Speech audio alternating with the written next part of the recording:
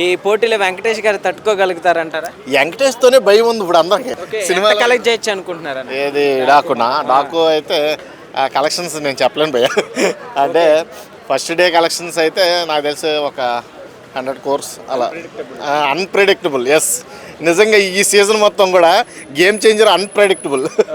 పక్కన మరి డాకు మహారాజ్ అలానే గేమ్ చేంజర్ ఇంత పెద్ద సినిమాలు ఉన్నాయి, మళ్ళీ వెంకటేష్ గారిది. ఈ పోటీలో వెంకటేష్ గారు తట్టుకోగలుగుతారంటారా? వెంకటేష్తోనే భయం ఉంది ఇప్పుడు అందరికి. ఎవరికి కూడా అంటే బాలీ వెర్షన్ వేరే. ఆయన తొడగొట్టినా చూస్తారో, మేసం మెలేసినా చూస్తారో, ఆయన డైలాగ్ చెప్పినా వాటి కోసం వెళ్తారు. కానీ ఒక్క వెంకటేష్తోనే భయంగా ఉంది. ఎందుకంటే ఫ్యామిలీ ఆడియన్స్ మొత్తం ఏడిపించేస్తాడో, లేకపోతే అందరూ నవ్విచ్చేస్తాడో, అందరూ లాగేసుకుంటాడు. ఈ ఐస్కి అంత శక్తి ఎక్కువగా కూడా వెంకటేష్ దగ్గర ఉంటుంది. కాబట్టి ఒక్క వెంకటేష్కి నేను కొంచెం డౌట్, నాకు కొంచెం భయం వేస్తుంది వెంకటేష్దే.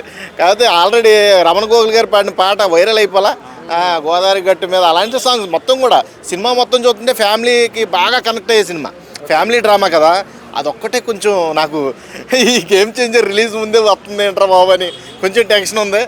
ఏదేమైనప్పటికీ శంకర్ మట్టికి తలుచుకున్నాడంటే అన్నిటిని కూడా పడుకోబెట్టేస్తాడు. అది మట్టికి మనకు తెలిసిందే.